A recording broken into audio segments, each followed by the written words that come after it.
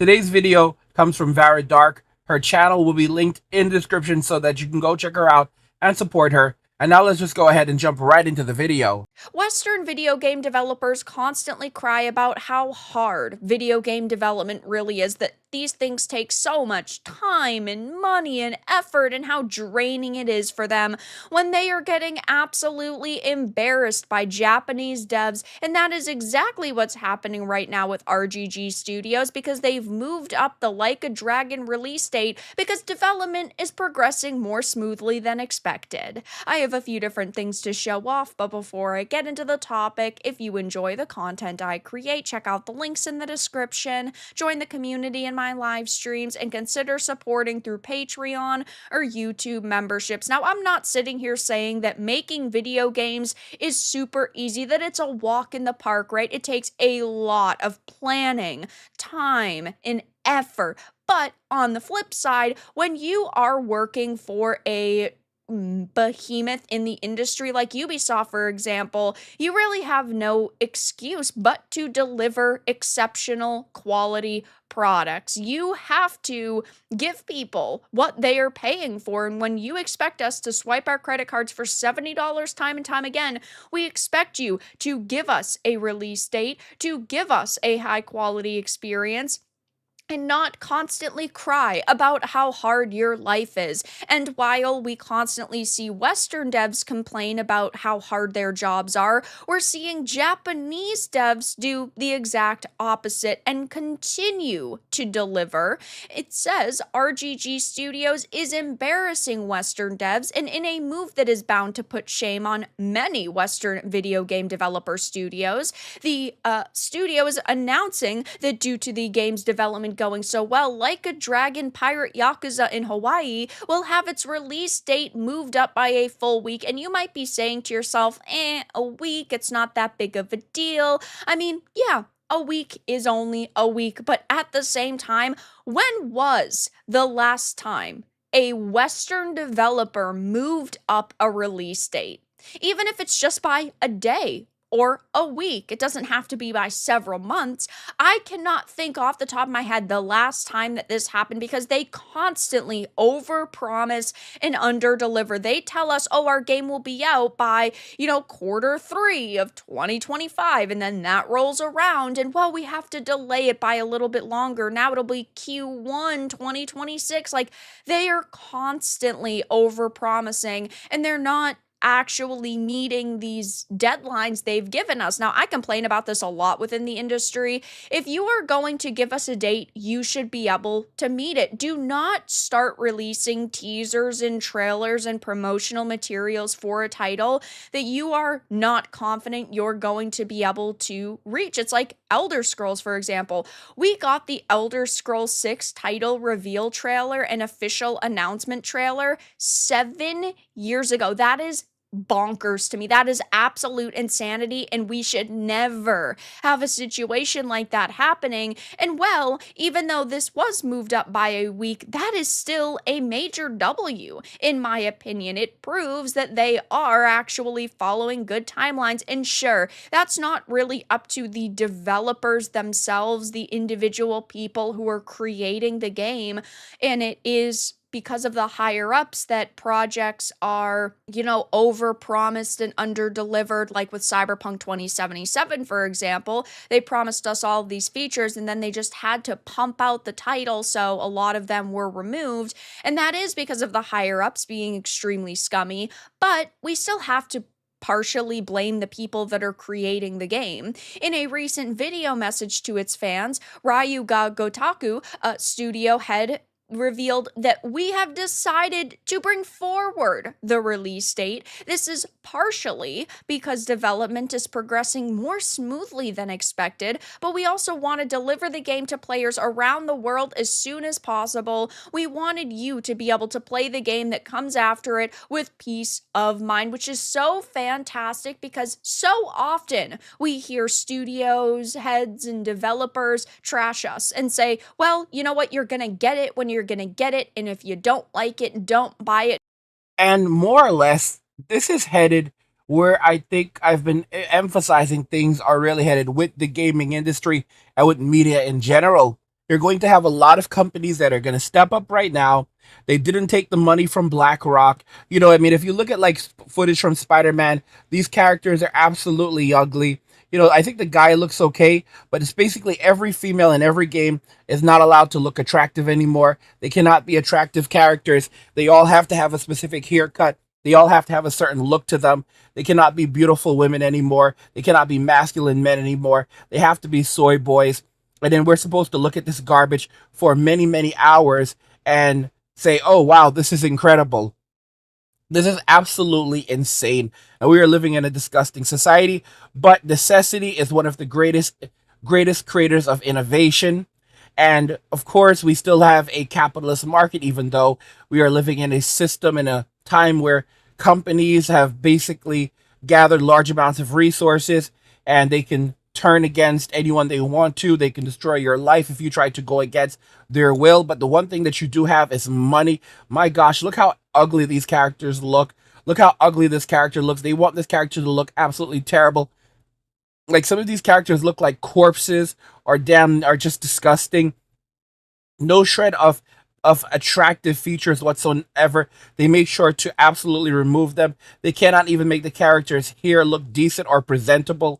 It's like they're walking around the world where everyone is ugly. I'm just talking about like, the video you're probably seeing on the screen right now of the character from Spider-Man. She looks absolutely atrocious in this game. And that's how most of the characters look. Peter Parker is disgusting to look at. They even like redid his model. It's like you cannot have anyone attractive anymore. Everyone has to be atrocious. But there are now developers who are now taking advantage of this. They're like, oh, well, Ubisoft is dying off. Oh, all these companies are dying off. So what we're going to do is we're just going to take advantage of it and we're going to get that money. So we're just going to move our development time ahead. We're going to give the consumer what they want. We're going to create games that are beautiful, games that are engaging, games that leave the strong liberated woman tone out of it, the soy boys out of it, the representation out of it, and instead just focus on games that people want. If you build it and give people what they want, they will buy it. And we're in an increasing drought of good games that people actually want. If you look at the PlayStation 5, the PlayStation 5 is a total piece of crap.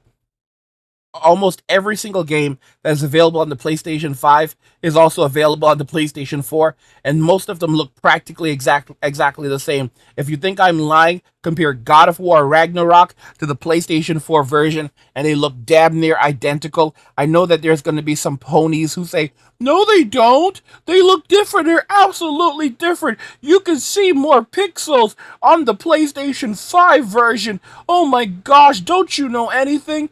And yeah, I don't know anything, and yet that's why 54%. Earlier this year, Sony reported that 54% of its PlayStation user base was still on the PlayStation 4. 54%. And this is halfway or more than halfway now into the PlayStation 5's life cycle. It's been out for 4 years now. We're going to be going into the 5th year, and this is where we're at right now. And they're actually raising prices.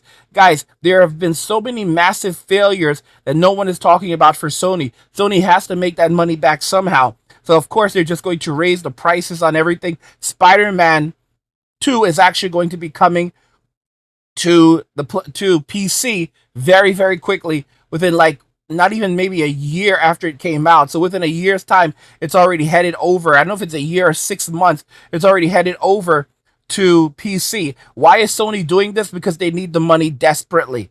The company is broke. The company is absolutely in a debacle right now. They are damn well aware that they are pricing a lot of the consumers out of the market, and this is going to be extremely damaging going forward.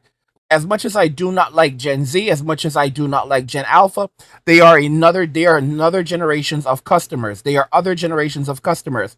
Also, there are a number of people who do not presently play games that may play games. For example, the Nintendo Switch and even things like the Wii brought in people into the gaming sphere that did not play games or had stopped playing games. And so that brought back pre-existing audiences or people who just never played. And it also was available to younger audiences as well. So the Nintendo Switch Lite, which was only $200, I was reading a post from someone today who said that they have three Nintendo Switch lights distributed among their children, and they're like, yes, they're spoiled. But I mean, that's just an example. Three Nintendo Switches in the house. I mean, that's $600 right there, $200 a Switch, and sometimes you can even get them on sale for as low as 169 or 170 bucks. So, I mean, there you go. Now compare that to a PlayStation 5 with a disc drive, which is $500, or a digital model, which is 450, and you realize very quickly that practically for the same cost of a disc, yes, a disc-based PS5, not a discless PS5, so the digital version of the PS5, you could get three Nintendo Switch lights and give them to your kids and let them play games on it. Are some of the games on the Switch expensive? They are, but guess what? They have you covered there because you can share the games between your kids. So you can link all of the accounts to the Switch, to all of the Switches, and then they can basically just play different games that are available on the same account, to my understanding. And of course, you can also find cheap games like Fortnite. Fortnite's on there. That's what most of these little jerks want to play anyway. A lot of these games are free. So Fortnite and Minecraft, it doesn't really take much. Or you can try to go and afford to buy what a couple like one PlayStation 5 if you're very lucky and take it from there. Most people aren't going to do that. There are also the casual players who just want something cheap to pick up and play. They don't want to spend a lot of money on a console. Where companies usually make their money back is on the games. That's what Nintendo has traditionally done, where they would sell their consoles at a loss, or not at a loss. They always make money on their consoles, but they would basically create their devices in such a way that it would create a new ocean, so there would be something innovative about it. They would usually be less powerful than current generation. That's what they've been doing since the Wii, at least. However, they would make up for that in their innovative style. So, for example, the value they offered in Nintendo Switch, you basically got a portable device. And, this is just how it is. Unfortunately, so companies like Sony, they've gone woke, they're going broke, they're going bankrupt. Many of these companies, these gaming companies that are going under, they're absolutely washing dirty money. They need to be investigated for washing dirty money because they're washing dirty money because they're dirty companies. And that's just how it is. So they're basically shutting a lot of people out of the market. They're shutting the next generation of gamers out of the market who won't be able to afford these devices. And their explanation is, well, it's convenience. It's hard to use a PC. It's hard to use these devices. Even the Steam Deck's a little complicated. I mean, so now they're competing directly with Steam and GOG, and their claim is, well, convenience. Even though you cannot do half the things on it that you can do on on a PC, that's powerful. Not actually showing any genuine care for the passionate fan bases that they have, but that is not happening here. They are saying, we know you guys are so excited. We are so excited to get this product into your hands, and we want to give it to you as soon as possible. He also added, if you are interested in Pirates but aren't familiar with the series overall, please have a go. And after that, I hope that you'll enjoy hunting at your own pace.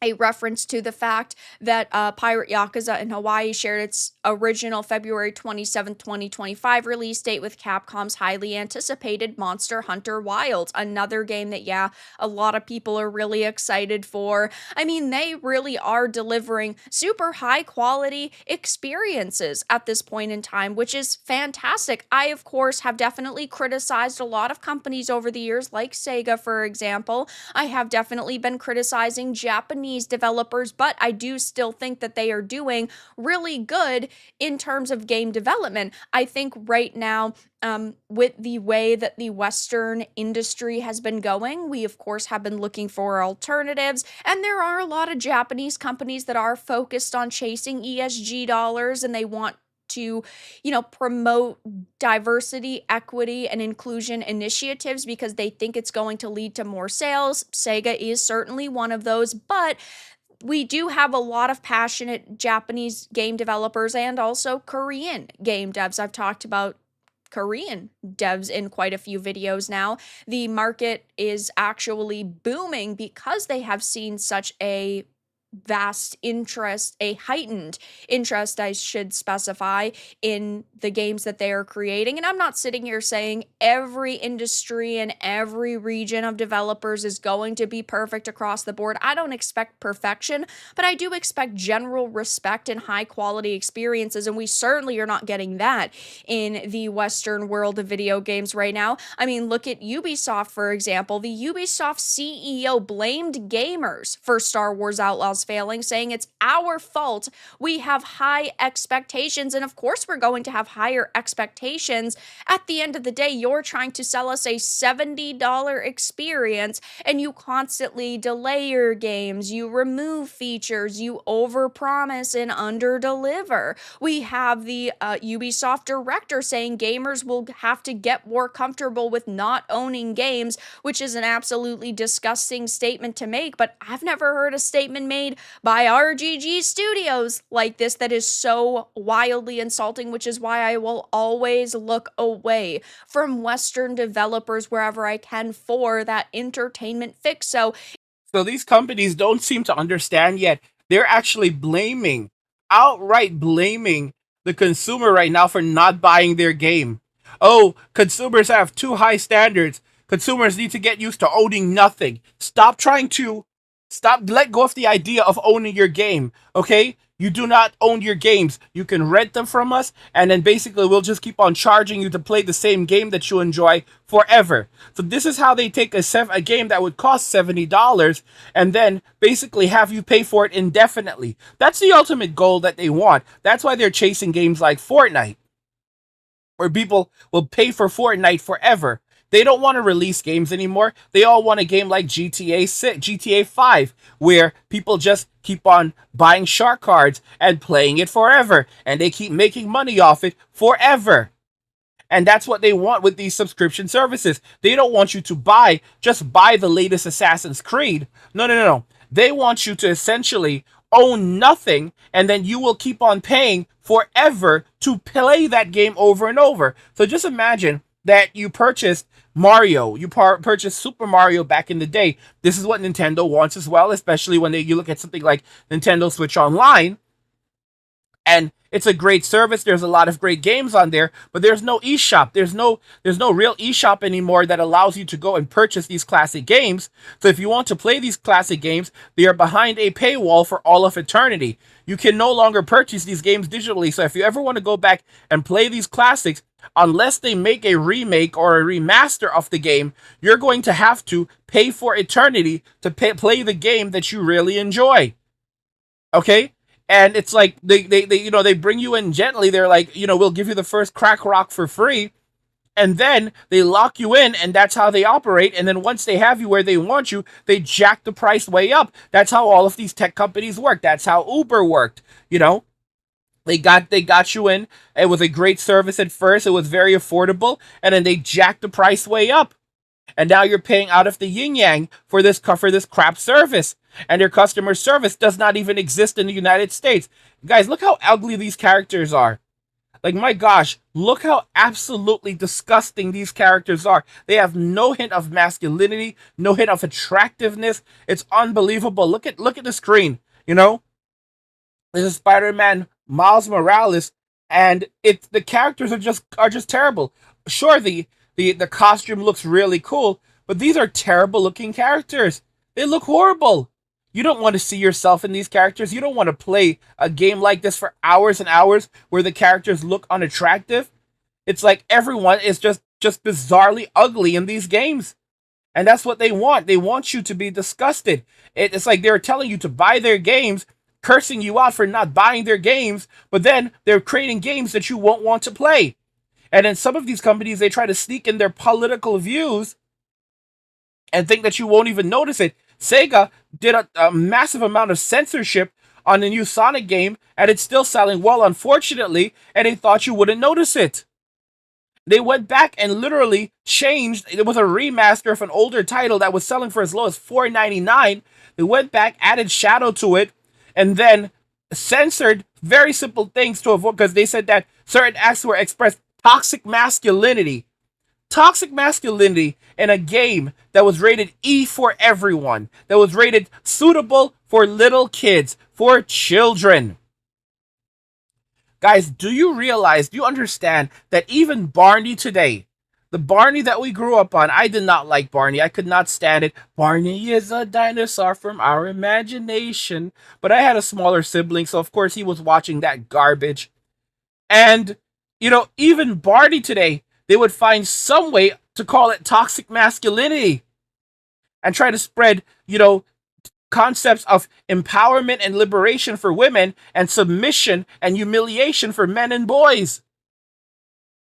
And guys, if you're enjoying the content and you know who you are, check out the Angry Guy Clubhouse. YouTube has been reducing or even eliminating ad revenue on many of my videos. If you want to help keep the content free and support my work, please consider becoming a paid subscriber in the Angry Guy Clubhouse. Inside, you'll get top tier expat and passport bro travel tips, digital nomad guides, passive income strategies, pop culture and geek culture commentary, and hard hitting manosphere content. Free subscribers have access to videos, podcasts, articles, and the community chat. Plus, receive the passive income blueprint and digital nomad blueprint just for joining. Paid subscribers unlock even more value, including exclusive guides like the How to Build an Online Business in 24 Hours ebook, wealth building blueprints, and crypto updates. Join us today by clicking the link in the description and take your journey to the next level. Even though, yes, you might be saying this is just a week, I can't remember the last time a Western developer actually decided to move forward their release date because things were progressing so smoothly. And I expect this to be a banger of a release. I expect these people to deliver another Yakuza experience that people are absolutely going to love. And it is fantastic to see that there are still some very passionate developers out there who do deserve support. And just to be very clear, guys, this situation is not going to resolve itself. It's only going to get worse and considerably worse over time. So what's really going on right now is that many of you guys know about Ghost of Tsushima. It was a banger, and evidently they were actually working on a second version, a follow-up, a sequel to the original, and then the original was gutted. I wonder why, and focus was shifted over immediately to create a game focused on a female protagonist. Yes, this actually happened. We have another video where she actually, Varadark actually jumps into it. We're going to go ahead and jump right in. And again, don't forget to check her channel out. It's linked in the description and support her. It's definitely going to be a while until we get a lot of Ghost of Yotei news, and that means that gamers are going to be speculating on if Sucker Punch actually sidelined Jin Sakai in order to promote diversity, if they were ever planning on truly continuing his story in the first place, but Sony forced them to change their mind. There are a plethora of rumors surrounding this game right now, and there also is another, because the word on the street is that Sucker Punch actually did gut and repurpose Ghost of Tsushima's sequel for Ghost of Yotei. Now, Ghost of Tsushima is one of my favorite games of all time. I absolutely loved it. I thought everything about it was basically perfect. It was just spectacular all around, from the character development to the storytelling to the visuals, the environments, the aesthetics, just how the experience felt from start to finish is a definitely hard to come across thing these days. I mean, we get a lot of bad quality games now, and this really just stood out. And that means that I'm not alone in feeling like it was a super special experience. And there are a lot of people who have been waiting for news of Tsushima 2. We recently got it in the form of Ghost of Yotei, and it hasn't sat particularly well with people. While, yes, there are those that are disappointed we're not getting a continuation of Jin's story, those who are disappointed that it's hundreds of years later, and people who are simply upset because of some of the team members, like the lead actress Erika Ishii and her history of radical leftism. None of these things have painted a particularly positive picture, but now a new rumor is alleging that Sucker Punch, the developers of Tsushima and Yotei, gutted and repurposed a planned Tsushima sequel and created Ghost of Yotei out of its bones. Now, of course, when Ghost of Tsushima was originally greenlit and it was being created, times were very different. It was at the beginning of Gamergate 1, and then the game fully launched in 2020. So that is quite a long development period, but the industry in totality had changed quite a bit. And now we're, of course, in the middle of Gamergate 2. We're seeing a push for diversity, equity, and inclusion initiatives, whether it is on screen with the characters we're playing as, or behind it, as in the people who are developing these games. And while I personally do not see a female character and instantly raise my red flags, when I see the types of people they're hiring for this project, on top of hearing about how apparently they scrapped the game that everybody actually wanted in order to create something a little new and unique, I'm definitely worried. So there's obviously a lot of mental illness running rampant. If you're an overweight person, you are playing a video game. Most overweight people are not going to play video games so that they can play a character or with a character that is overweight and now they feel included.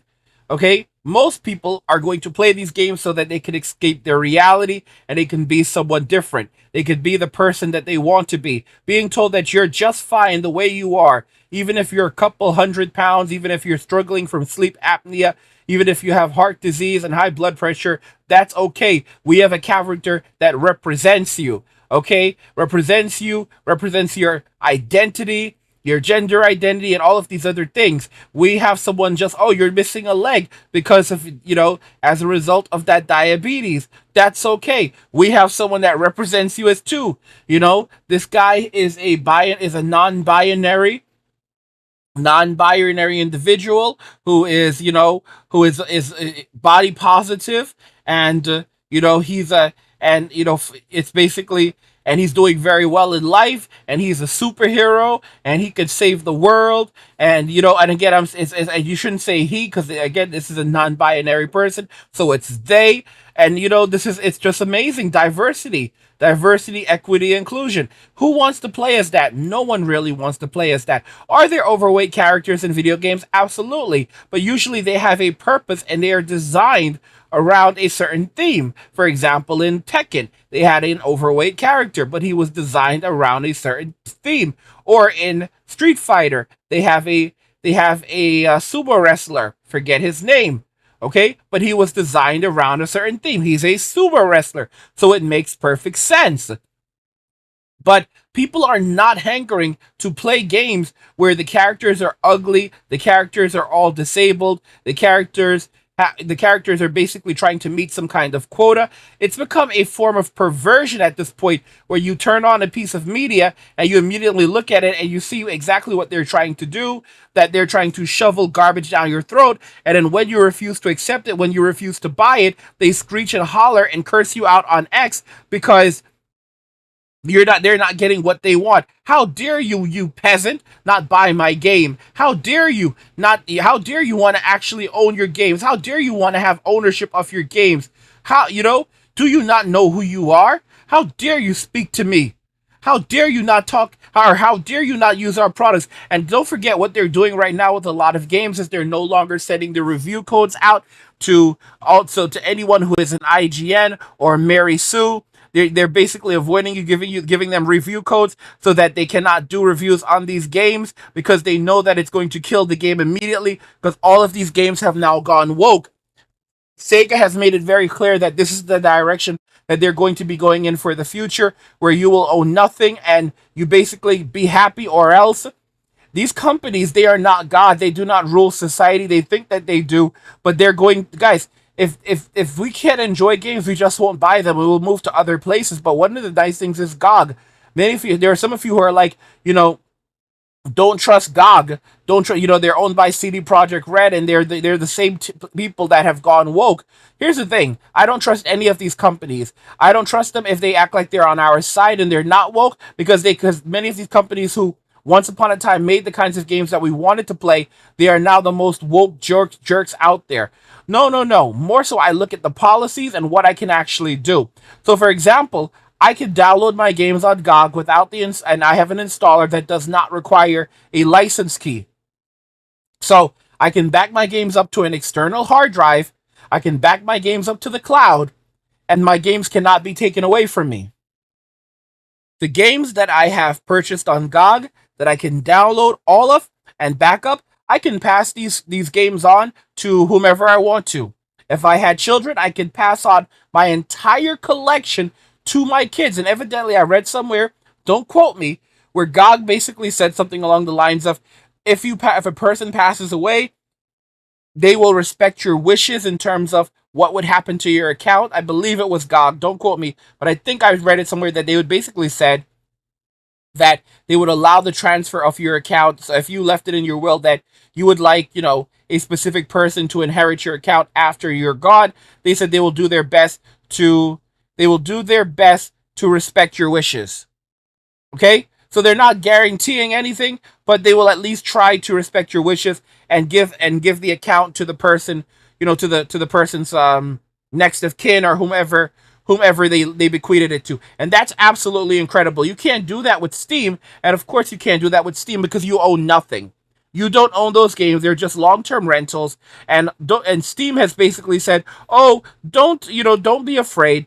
If we shut down or something goes wrong, there's a kill switch and all the games will suddenly lose their DRM and you can download your games willy-nilly and you're okay. Trust us." Even though they've made it clear that if you pass on, you cannot transfer your Steam account to someone else. And if you decide to sue Valve, now you actually have to delete your entire Steam account before the lawsuit can proceed. As a part of their terms and service, you cannot sue them if you're still a customer. If you're still a customer. So you have to delete your Steam account and everything that you've done on there. And a lot of people will say, well, fine, I'll delete my account. But here's the problem. They have all your save data. So all of that history, everything you've accomplished, they know this. It's more than an emotional connection. You've basically invested so much into those games, and they own your save data. So it doesn't matter if they have legitimately hurt you.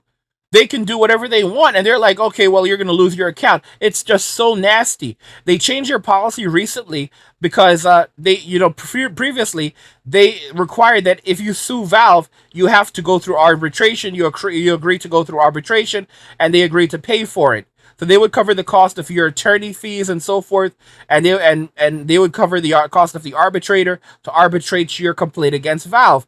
They changed the policy because they were getting sued by so many people that now, and they basically had to cover the cost of that, that now it just makes more sense to just basically say you have to fight us in court, but you're going to lose your Steam account. And the thing is that in many cases, what would end up happening is people might sue Valve for, let's say, a couple $1,000s, and it would be in their best interest to settle with these people. So, for example, I have an issue with Valve, I sue Valve, and Valve ends up paying me, $9,000 or, a couple $1,000s. So let's say $9,000, less than $10,000. And, again, it's in their best interest also to settle if it's a couple $1,000s versus dragging it out and lawyer fees. And they realize this, so now they've turned around and switched it up. These companies are downright evil. It says the latest rumor comes from YouTuber Endymion, who first shared that a source informed him that Sony Japan is pissed off about being kept in the dark over the sudden changes of the game's narrative. Now, of course, this is a rumor. Take it with a grain of salt. I personally like to talk about rumors and keep you guys kind of in the loop, but even I am always skeptical to a certain extent until I actually see some sort of proof. So there is no way that Sony would not know that they had changed the main character in one of their largest franchises and most important franchises. This is the same crap that's happening with Joker 2, where Warner Brothers and DC, they're basically blaming Todd Phillips. They're blaming the director, the writer for the film, saying that he's the one who went behind their backs and made Joker 2 a movie that attacks the very fans that loved it and into a total pile of crap. They had no idea that he was going to do any of this, and he was basically given unlimited freedoms in the movie to make the movie. He did not have to take any notes from the studio or anyone else. He was able to make whatever he wanted, and he's the one who did this. And he's basically saying that his relationship with DC is over. He's done with DC. I don't know where this guy's gonna find work, but he'll probably find work again, making garbage out there because of the industry, how bad the industry has now shifted, but it does not matter. So now DC and Warner Brothers, who released the film, they're pissed. They're basically trying to blame the director of the film, saying they had no idea that this is the movie that was being made. They had no idea that he made this movie. Yeah, you've got to be kidding me. So they're set to lose like 400 or 500 million dollars on this film, but they had no idea that this is the movie that was made. You've got to be kidding me. The original Joker made right around $1 billion, and they thought that they basically did not take this movie seriously. Come on. And now the developers, Sony, the company that owns the Ghost of Tsushima franchise, they had no idea that the game had gone woke and that they had shifted the star to a female, to a woman. Oh, correction, a non-binary person, someone who is a they. So you're no longer playing as a male or a female in the game. You are playing as a non-binary person. Welcome to 2024. And then they attack the gamers when the gamers walk away and they say, we don't want to play this crap, so we're just not going to.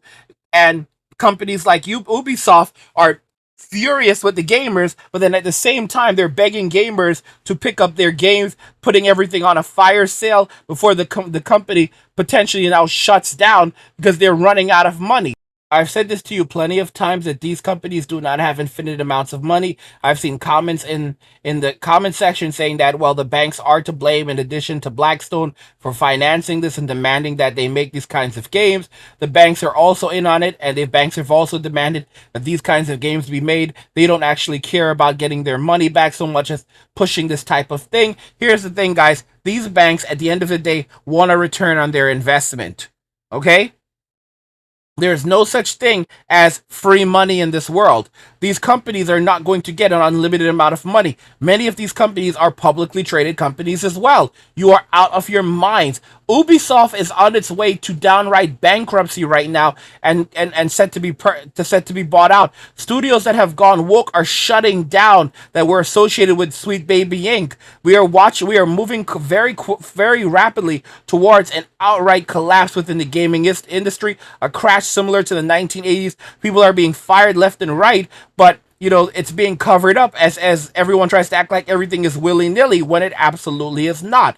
This is the truth. What do you think regarding all of this, guys? These companies have gone woke and now they're going bankrupt. Let me know your thought, and I believe this will only continue to get worse over time, but we're going to emerge from this better with indie development studios getting, like Pal World developers taking center stage and newer games coming out from people who were laid off and realize that they're not going to sell out. They're going to create their own games, and we're going to enter into a new era of better games, but it's going to take a little bit. Let me know your thoughts. We'll talk about it in the comments. The video, if you like it, don't forget to subscribe. And if you like the video, share the video, and just remember that all roads lead to MWA, man, walking away.